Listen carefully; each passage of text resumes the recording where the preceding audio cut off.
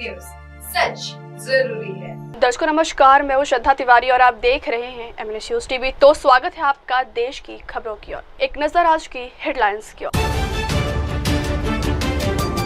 Train की ticket पर operation सिंदूर और नरेंद्र मोदी की फोटो छापी जा रही है। ये बेहद ही शर्मनाक पुलिस कानून। हरियाणा में अब तक 3 जासूसों की हुई है गिरफ्तारी। सख्त हुए सीएम नायब सिंह।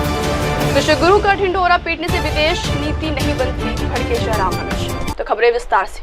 ट्रेन के टिकट पर ऑपरेशन सिंदूर और नरेंद्र मोदी की फोटो छापी जा रही है। बेहद ही शर्मनाक है, बोली कांग्रेस। कांग्रेस ने मोदी सरकार पर बड़ा हमला बोला है। सोशल मीडिया प्लेटफॉर्म एक्स पर एक पोस्ट में कांग्रेस ने कहा है कि ट्रेन की टिकट पर ऑपरेशन सिंदूर और नरेंद्र मोदी की फोटो छापी जा रही है। ऑपरेशन सिंदूर आतंकवाद के खिलाफ भारत का करारा जवाब था। हमारे जवान सैनिक के शौर्य और पराक्रम की गाथा थी, लेकिन मोदी सरकार ऐसे संवेदनशील मुद्दे पर भी प्रचार करने से बाज नहीं आ रही। इससे पहले भी नरेंद्र मोदी अपनी फोटो छपवा चुके हैं। कांग्रेस ने कहा है कि ऑपरेशन सिंदूर आतंकवाद के खिलाफ भारत का पलटवार था, लेकिन नरेंद्र मोदी के लिए ऐसी संवेदनशील घटना भी महज अपना प्रचार करने का एक मौका होती है। भारतीय रेल की टिकटों पर अब नरेंद्र मोदी की तस्वीरें पाई जाती हैं। इससे पहले भी चाहे कोविड वैक्सीन सर्टिफिकेट हो, खाद के बोरे हो, अनाज के थैले हो या बच्चों का स्कूल बैग, नरेंद्र मोदी के लिए हर चीज एक फोटो ऑप है। शर्मनाक। एक अन्य पोस्ट में कांग्रेस नेता पवन खेड़ा ने कहा है कि बीजेपी देश हित के मुद्दों पर ओछी राजनीति कर रही है। उसके बाद भी सोचती है कि विपक्ष चुप रहेगा और देश की सुरक्षा से जुड़े सवाल नहीं पूछेगा। हम सवाल पूछते रहेंगे और नहीं पूछेंगे तो देश में आतंकी घटनाएं होती रहेंगी।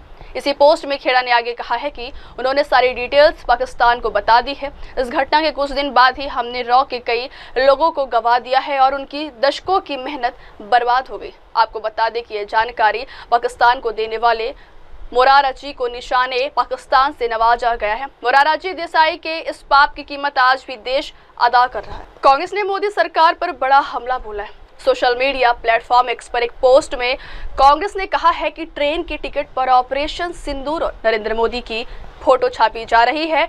ऑपरेशन सिंदूर आतंकवाद के खिलाफ भारत का करारा जवाब था। हमारे जवान सैनिक के शौर्य और पराक्रम की गाथा थी, लेकिन मोदी सरकार ऐसे संवेदनशील मुद्दे पर भी प्रचार करने से बाज नहीं आ रही। इससे पहले भी नरेंद्र मोदी अपनी फोटो छपवा चुके हैं।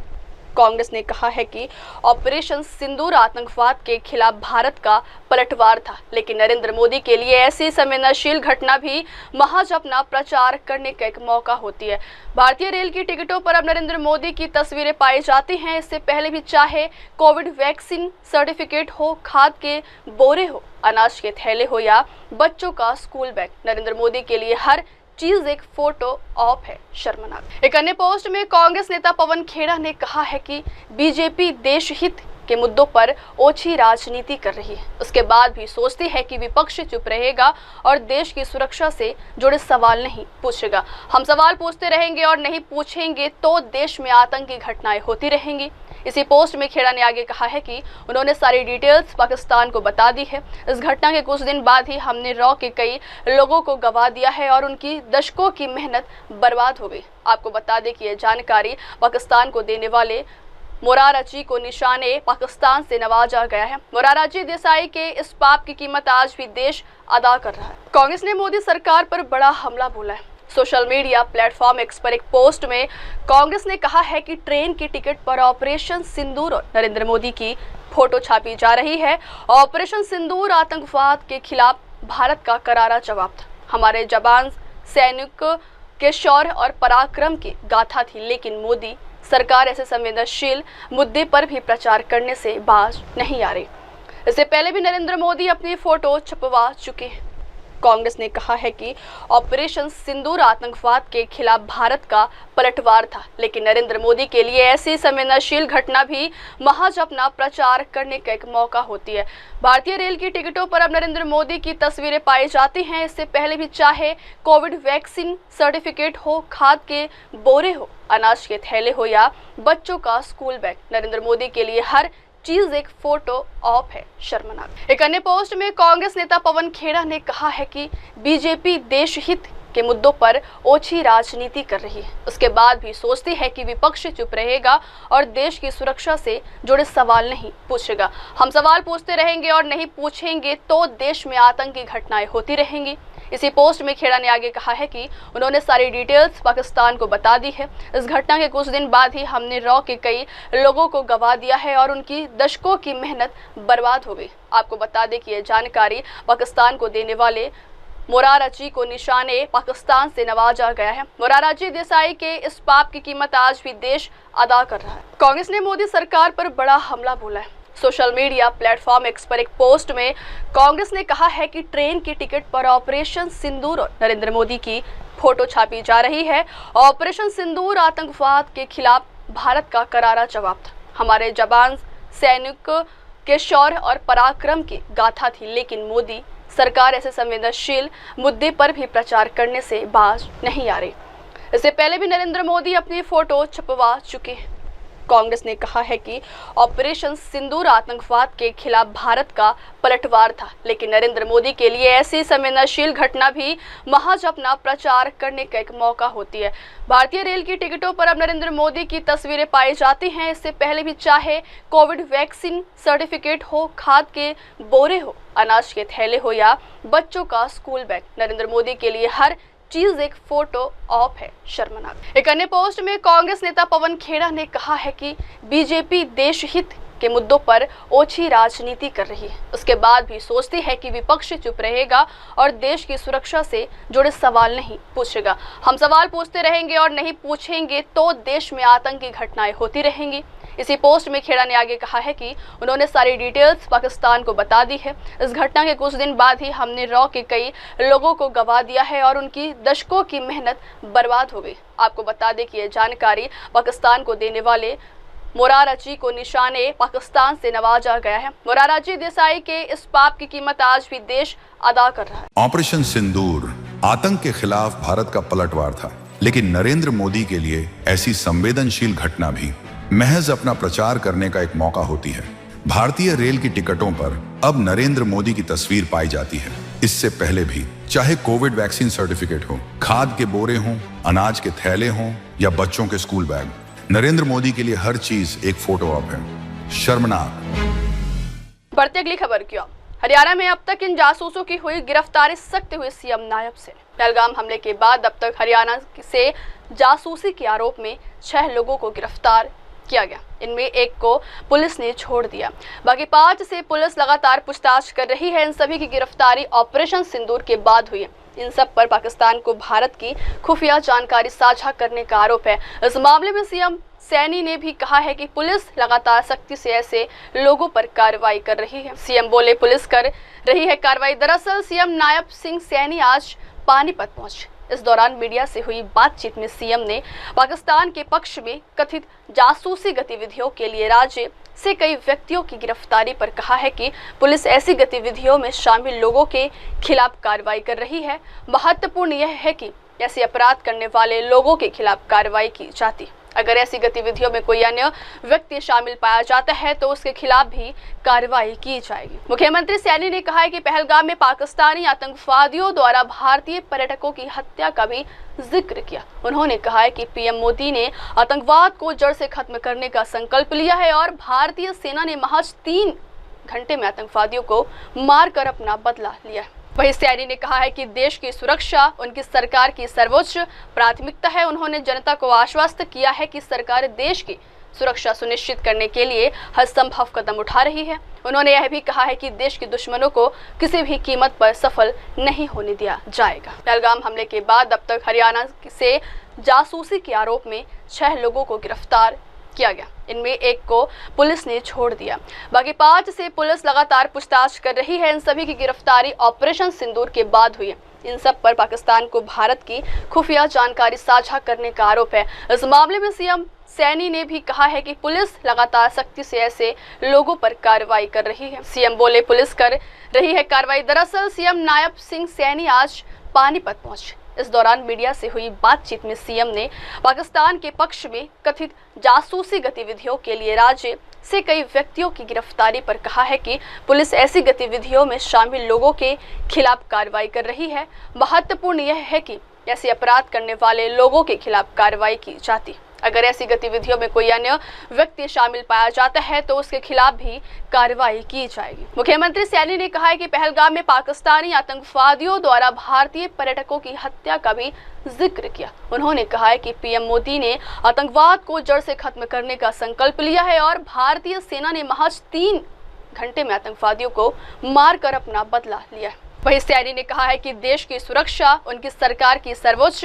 प्राथमिकता है। उन्होंने जनता को आश्वस्त किया है कि सरकार देश की सुरक्षा सुनिश्चित करने के लिए हर संभव कदम उठा रही है। उन्होंने यह भी कहा है कि देश के दुश्मनों को किसी भी कीमत पर सफल नहीं होने दिया जाएगा। पहलगाम हमले के बाद अब तक हरियाणा से जासूसी के आरोप में 6 लोगों को गिरफ्तार किया गया। इनमें एक को पुलिस ने छोड़ दिया, बाकी 5 से पुलिस लगातार पूछताछ कर रही है। इन सभी की गिरफ्तारी ऑपरेशन सिंदूर के बाद हुई है। इन सब पर पाकिस्तान को भारत की खुफिया जानकारी साझा करने का आरोप है। इस मामले में सीएम सैनी ने भी कहा है कि पुलिस लगातार सख्ती से ऐसे लोगों पर कार्रवाई कर रही है। सीएम बोले पुलिस कर रही है कार्रवाई। दरअसल सीएम नायब सिंह सैनी आज पानीपत पहुंचे। इस दौरान मीडिया से हुई बातचीत में सीएम ने पाकिस्तान के पक्ष में कथित जासूसी गतिविधियों के लिए राज्य से कई व्यक्तियों की गिरफ्तारी पर कहा है कि पुलिस ऐसी गतिविधियों में शामिल लोगों के खिलाफ कार्रवाई कर रही है।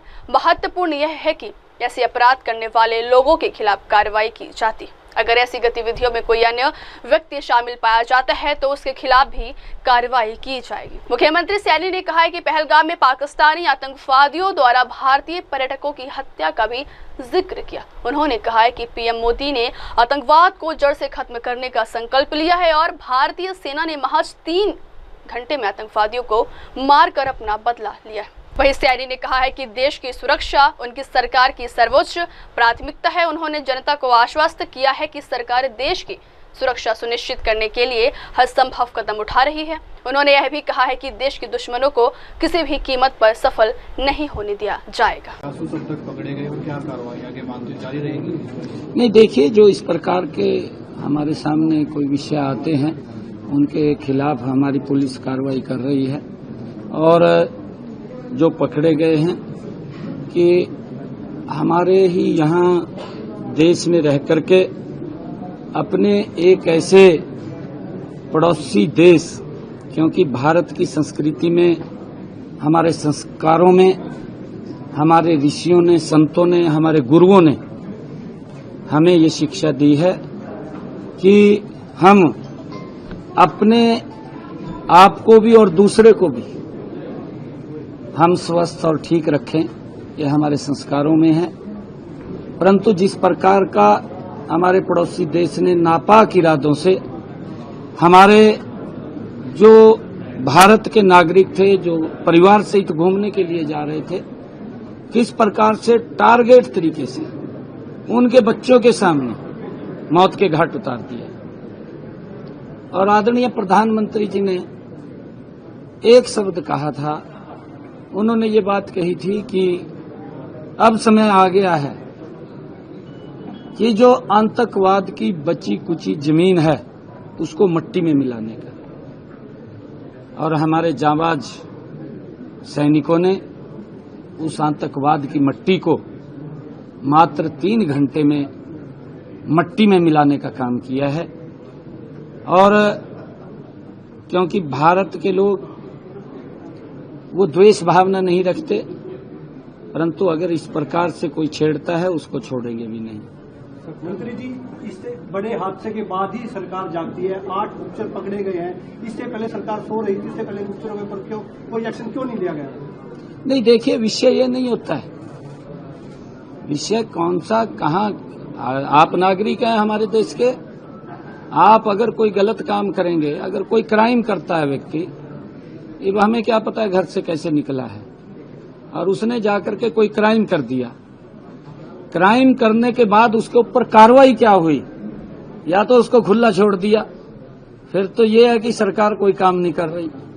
परंतु जब उसको तुरंत, जैसे ही उसने कोई क्राइम किया और उसके खिलाफ कार्रवाई हो गई, तो फिर तो उसकी, क्योंकि इस प्रकार के जो लोग हैं, अगर और भी कोई लोग इस प्रकार के होंगे तो उनके खिलाफ भी कार्रवाई होगी। ऐसे कई बढ़ते अगली खबर की ओर। विश्व गुरु का ढिंढोरा पीटने से विदेश नीति नहीं बनती, भड़के जयराम रमेश। कांग्रेस महासचिव जयराम रमेश केंद्र सरकार पर हमला करते हुए कहा है कि भारत की विदेश नीति पूरी तरह से विफल हो चुकी है।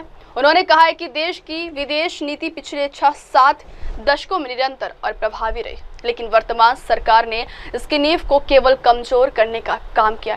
पीएम मोदी पर निशाना साधते हुए उन्होंने कहा है कि पीएम ने भारत की विदेश नीति को खत्म कर दिया है।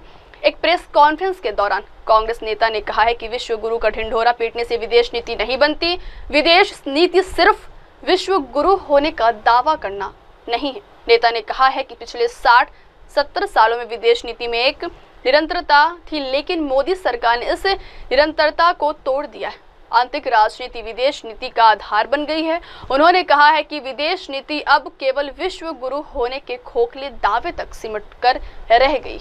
इसके साथ ही उन्होंने सर्वदलीय प्रतिनिधिमंडल के लिए सांसदों की चयन की प्रक्रिया पर भी सवाल उठाए। कांग्रेस महासचिव जयराम रमेश केंद्र सरकार पर हमला करते हुए कहा है कि भारत की विदेश नीति पूरी तरह से विफल हो चुकी है। उन्होंने कहा है कि देश की विदेश नीति पिछले 6-7 दशकों में निरंतर और प्रभावी रही, लेकिन वर्तमान सरकार ने इसकी नींव को केवल कमजोर करने का काम किया। पीएम मोदी पर निशाना साधते हुए उन्होंने कहा है कि पीएम ने भारत की विदेश नीति को खत्म कर दिया है।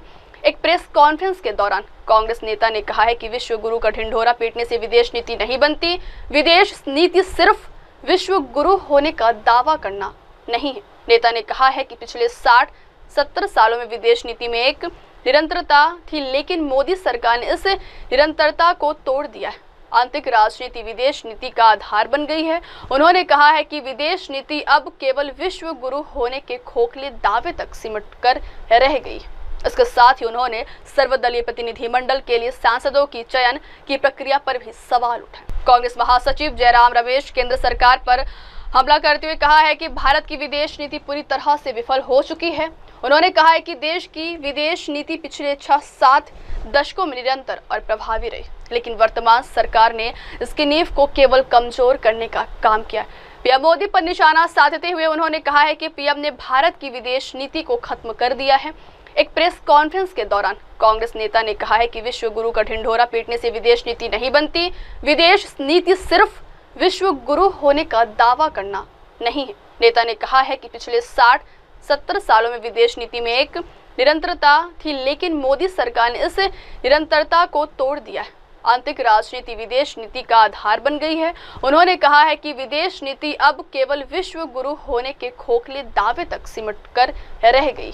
इसके साथ ही उन्होंने सर्वदलीय प्रतिनिधिमंडल के लिए सांसदों की चयन की प्रक्रिया पर भी सवाल उठाए। शिवसेना, उद्धव ठाकरे और पीडीपी की तरफ से मैं दूसरे पार्टियों के बारे में कुछ नहीं कहूंगा, पर कांग्रेस पार्टी का मानना है कि पहले सर्वदलीय बैठक होनी चाहिए थी जिसकी अध्यक्षता प्रधानमंत्री करते। 2 बैठक हुई हैं, पर प्रधानमंत्री उसमें मौजूद नहीं थे।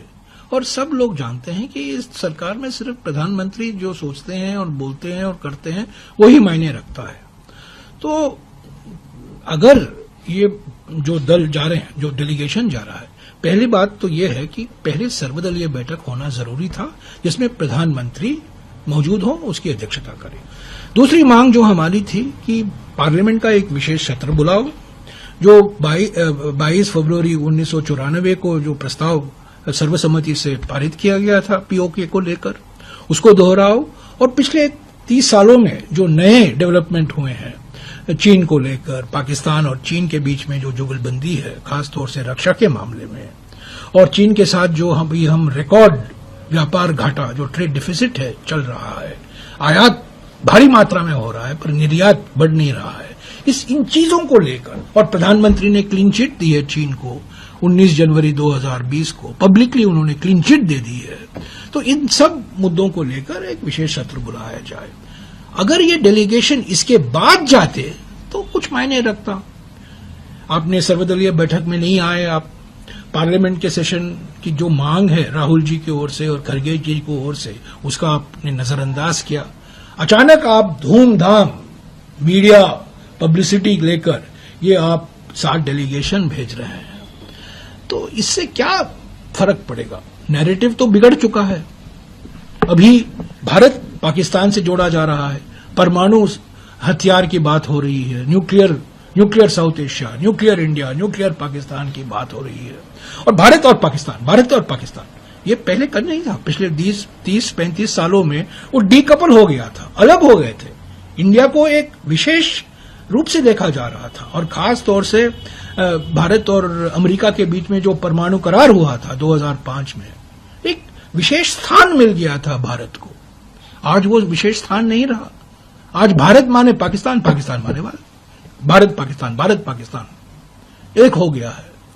तो ये नैरेटिव, और विश्वगुरु का नैरेटिव, वो भी चला गया, बिगड़ गया। तो अभी ठीक है, थोड़ा डैमेज कंट्रोल के लिए ये डेलीगेशन जा रहे हैं।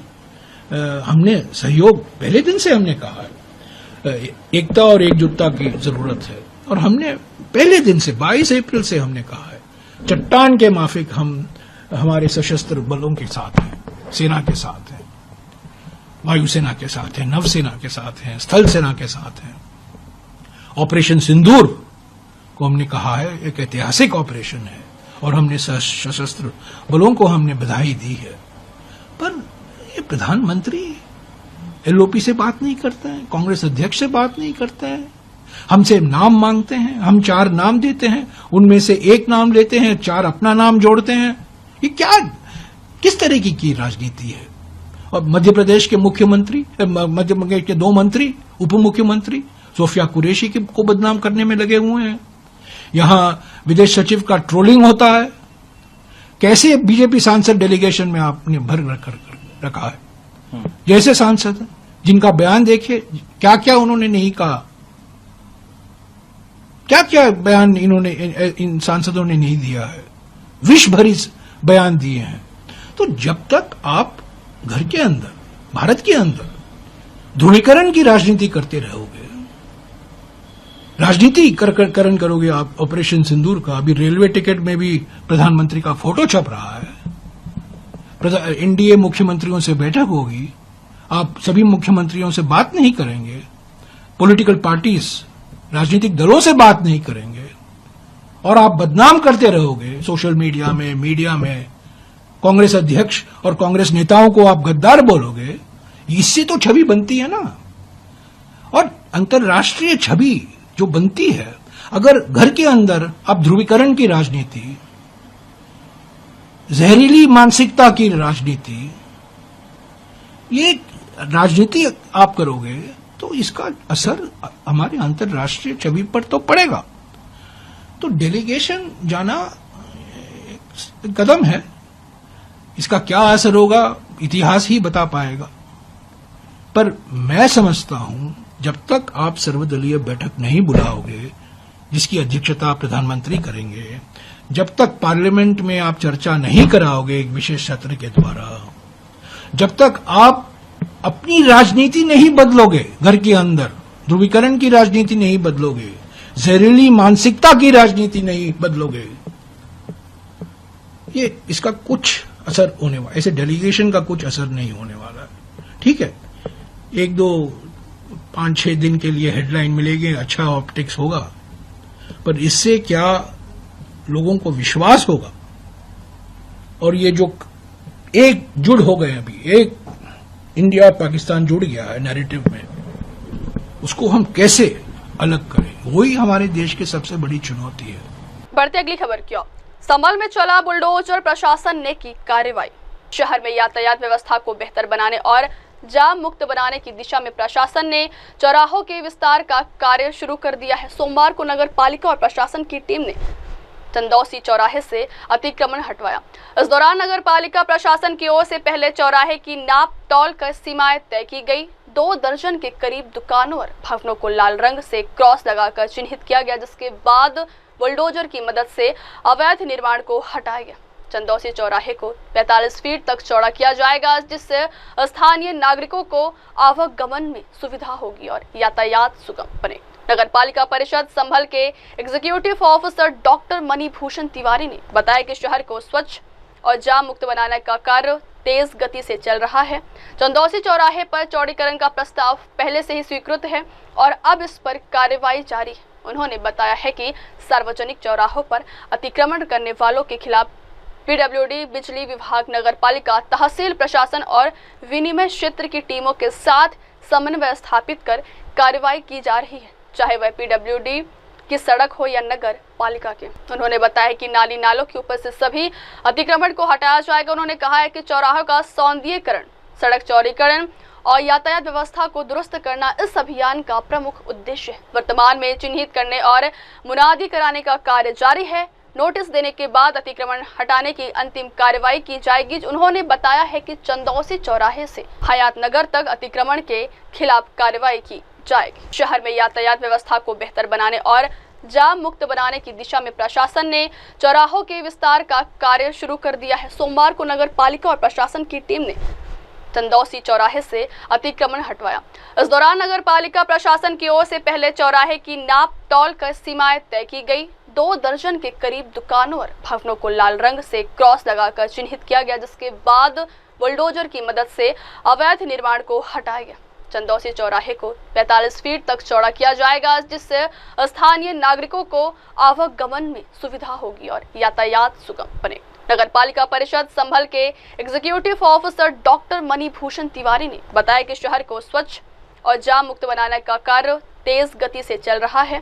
चंदौसी चौराहे पर चौड़ीकरण का प्रस्ताव पहले से ही स्वीकृत है और अब इस पर कार्रवाई जारी है। उन्होंने बताया है कि सार्वजनिक चौराहों पर अतिक्रमण करने वालों के खिलाफ पीडब्ल्यूडी, बिजली विभाग, नगर पालिका, तहसील प्रशासन और विनिमय क्षेत्र की टीमों के साथ समन्वय स्थापित कर कार्रवाई की जा रही है, चाहे वह पीडब्ल्यूडी की सड़क हो या नगर पालिका के। उन्होंने बताया कि नाली नालों के ऊपर से सभी अतिक्रमण को हटाया जाएगा। उन्होंने कहा है कि चौराहों का सौंदर्यीकरण, सड़क चौड़ीकरण और यातायात व्यवस्था को दुरुस्त करना इस अभियान का प्रमुख उद्देश्य है। वर्तमान में चिन्हित करने और मुनादी कराने का कार्य जारी है। नोटिस देने के बाद अतिक्रमण हटाने की अंतिम कार्रवाई की जाएगी। उन्होंने बताया है कि चंदौसी चौराहे से हयात नगर तक अतिक्रमण के खिलाफ कार्रवाई की जाएगी। शहर में यातायात व्यवस्था को बेहतर बनाने और जाम मुक्त बनाने की दिशा में प्रशासन ने चौराहों के विस्तार का कार्य शुरू कर दिया है। सोमवार को नगर पालिका और प्रशासन की टीम ने चंदौसी चौराहे से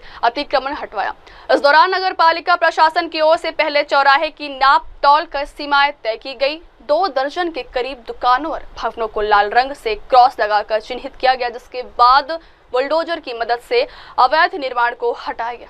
चंदौसी चौराहे को 45 फीट तक चौड़ा किया जाएगा, जिससे स्थानीय नागरिकों को आवागमन में सुविधा होगी और यातायात सुगम बने। नगर पालिका परिषद संभल के executive officer doctor Manibhushan Tiwari ने बताया कि शहर को स्वच्छ और जाम मुक्त बनाने का कार्य तेज गति से चल रहा है।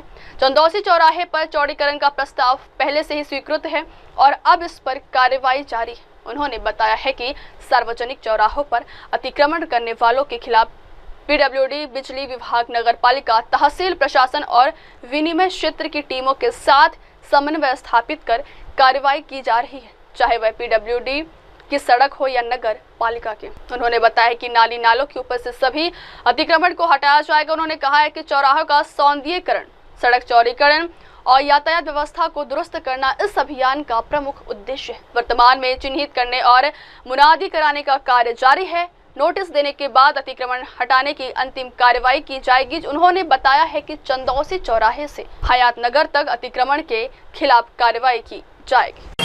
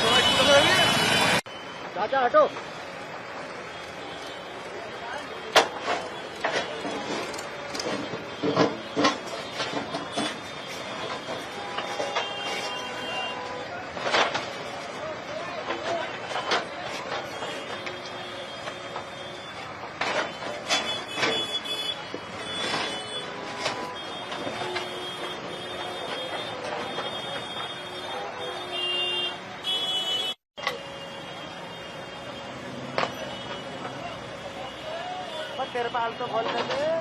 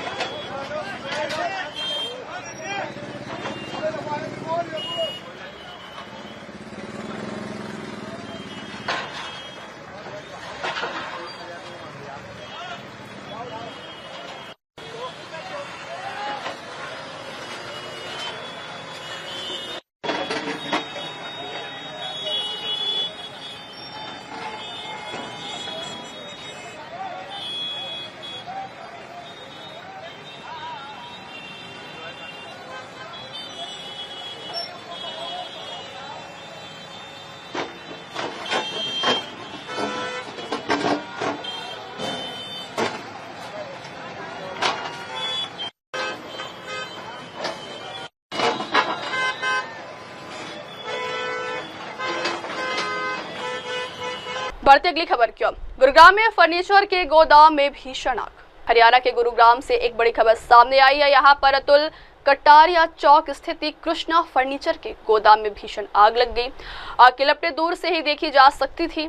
घटना की जानकारी होते ही मौके पर दमकल की गाड़ियां पहुंची। अभी तक की जानकारी के अनुसार इस घटना में किसी के हताहत होने इस घटना को लेकर सिविल डिफेंस टीम के चीफ वार्डन मोहित शर्मा ने बताया है कि आग रात करीब 12:40 में लगी है। हमें इसकी सूचना रात करीब 12:44 में मिली। हमने सभी फायर स्टेशनों को अपनी गाड़ियां भेजने का निर्देश दिया है। मौके पर करीब 20 फायर गाड़ियां मौजूद है। हमें किसी के हताहत होने की जानकारी नहीं है।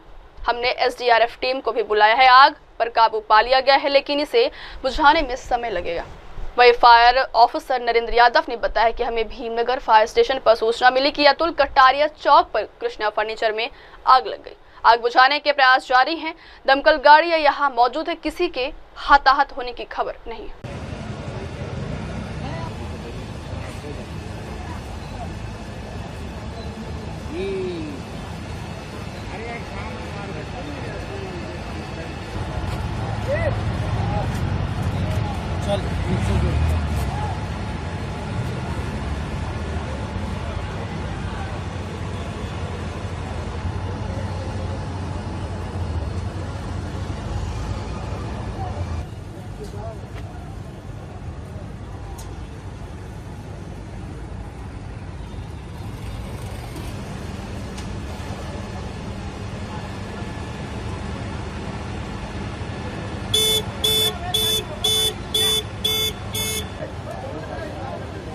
देख लो आग पानी को कुछ मान नहीं रहा, जो पानी देखो बटे आग पर पानी पड़े है ना, वो और लेवल पर है।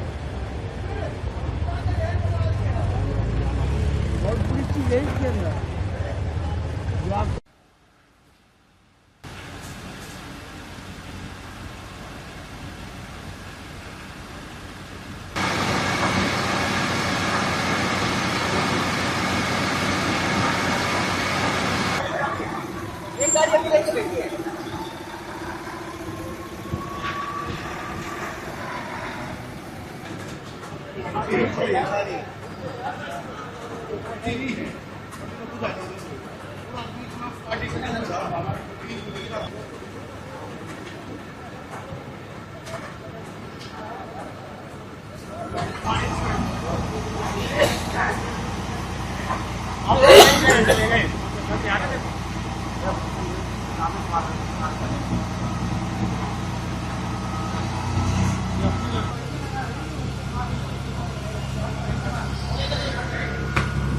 हरीश